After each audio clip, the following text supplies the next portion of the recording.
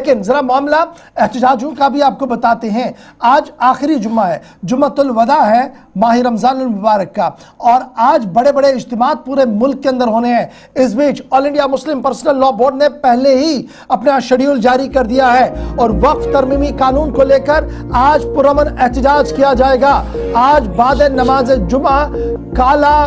कपड़ा पहनकर एहतजाज करने की बात कही गई है। All India Muslim personal law board के सेक्रेटरी जनरल मौलाना मोहम्मद फजलुर रहमान मुजद्दिदी की तरफ से वीडियो बयान रात देर गए जारी कर दिया गया है और उस वीडियो बयान के अंदर उन्होंने कहा है कि वक्फ तरमीमी बिल के खिलाफ आज पूरे दिन मुसलमान सरापा एहतजाज रहेंगे और एहतजाज का अनोखा ये होगा कि आप काला कपड़ा अपनी बाजू पर पहनकर एहतजाज में शामिल होंगे, नमाज भी उसी तरीके से पढ़ेंगे और नमाज के बाद भी इस काले कपड़े को अपनी बाजू पर लपेट कर रखेंगे और ये अलामत होगी एहतजाज की। All India Muslim personal law board की तरफ से ये साफ कर दिया गया है कि ब्लैक आर्म बैंड पहनना वक्त की आज ज़रूरत है और हम पूरी दुनिया तक इस पैगाम को पहुंचाना चाहते हैं और मुल्क की क़यादत को ये पैगाम पहुंचाना चाहते हैं कि सूरत हाल किस तरीके की बनी है। मौलाना फजलुर रहमान मुजद्दिदी ने कल रात जब अपने सोशल मीडिया हैंडलर पर यह बयान जारी किया, उसके बाद आज ये बताया जा रहा है कि न सिर्फ दिल्ली,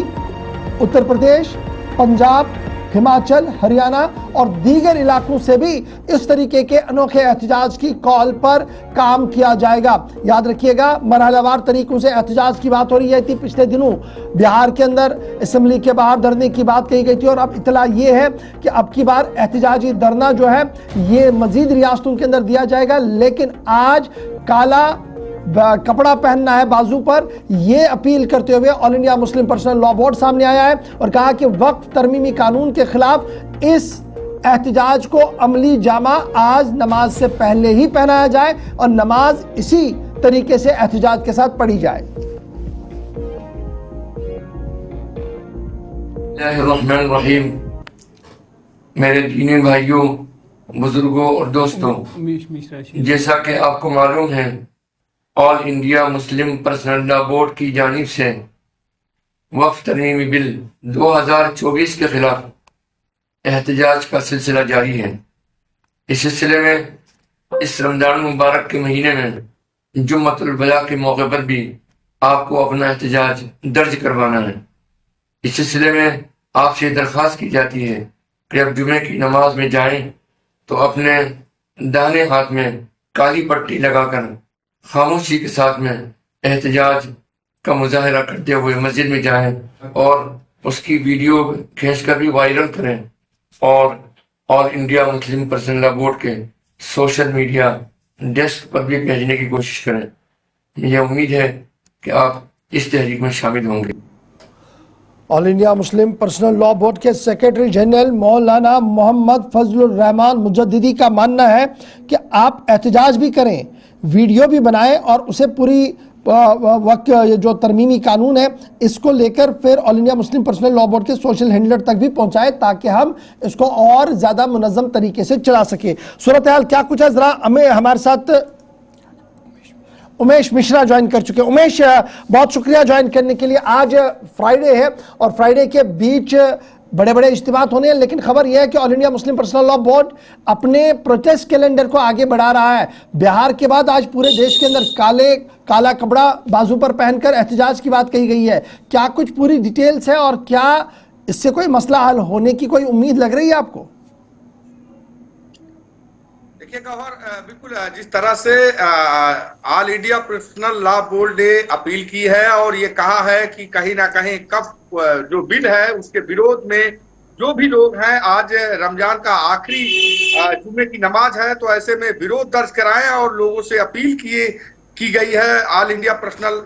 बोर्ड के तरफ से कि हाथों में यानी बाजुओं में काली पट्टी बांधकर विरोध दर्ज करें। लगातार कहीं ना कहीं इस तरह की अपील की गई है और एहतियात भी बरता जा रहा है, लेकिन वहीं all India personal law board की तरफ से यह भी अपील की गई कि शांति पूर्वक अपना विरोध दर्ज कराना है, यानी जो बाजू में काली पट्टी बांधकर एतराज जताना है कि हम कब जो बिल है कब बिल को लेकर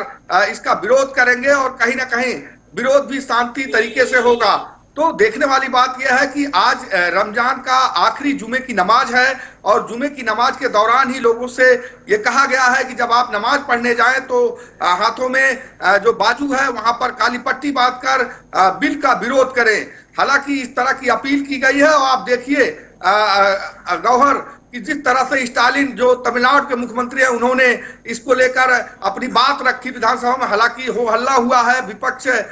तमाम जो नेता हैं चाहे बीजेपी के नेता हों उनका ये मानना है कि वो गुमराह कर रहे हैं, लेकिन कहीं ना कहीं आप देखिए तमाम रोजा इफ्तारों में जो मुस्लिम नेता हैं वो जाने से बच रहे हैं। तो एक बात साफ है गौहर की कहीं ना कहीं विरोध का असर देखा जा रहा है और जिन पार्टियों में कहीं ना कहीं मुस्लिम की भागीदारी थी उन नेताओं से भी दबाव बनाया जा रहा है कि कब बिल को लेकर वो भी अपना रुख साफ करें, यानी साफ तौर पे विरोध दर्ज करने की बात की गई है। और देखने वाली बात यह होगी कि आज जब जुमे की आखिरी रमजान की नमाज होगी तो किस तरह से जो all India personal law board ने अपील की है कि विरोध दर्ज कराना है। बहुत मिश्रा, चूंकि बिहार पटना के बिहार से जब इस मुल्कगिर मुहिम की शुरुआत हुई थी तो हमने देखा था कि तेजस्वी यादव ने उस एहजाज में शिरकत की थी, लालू प्रसाद ने भी शिरकत की थी। तो क्या आज भी ये माना जाए कि आज भी कई सियासी लीडरान या पार्टियां होंगे जो इस मुहिम का हिस्सा बनेंगे? देखिए बिल्कुल कहीं ना कहीं इस तरह की चीजों को लेकर जो सूत्र कहते हैं वो तमाम जो मुस्लिम नेता हैं वो कहीं ना कहीं जो रोजा इफ्तार है उससे भी दूरी बना रहे हैं कि अगर किसी की भागीदारी सत्ता पक्ष से है उसका सहयोग वो पार्टी करती है तो कहीं ना कहीं हम ऐसे रोजा इफ्तार ऐसी पार्टियों से दूरी बनाएंगे ताकि सियासी पार्टियों को ये पता चल सके कि हमारा विरोध है। और कहीं ना कहीं जहां पर मुस्लिम नेताओं की जिन पार्टियों में भागीदारी है उन पार्टियों के नेताओं के ऊपर भी कहीं ना कहीं अब इसका असर देखने को मिल रहा है, लगातार दबाव है। और जिस तरह से लगातार कहीं ना कहीं तमाम ऐसे जो रोजेदार थे उनको बुलाया गया था इफ्तार के लिए, लेकिन बहुत ऐसे नेता हैं जो इन तमाम इफ्तार पार्टी से दूर रहे और उनका यही मानना है कि कहीं ना कहीं जो बिल है का बिल जो बीजेपी सरकार ला रही है उसका हम विरोध करते हैं। चलिए बहुत शुक्रिया उमेश हमारे साथ ज्वाइन करने के लिए। फिलहाल आज नमाज के बाद ये एहतजाज की बात जो अनोखे एहतजाज की बात जो है वो all India Muslim personal law board की तरफ से की गई है।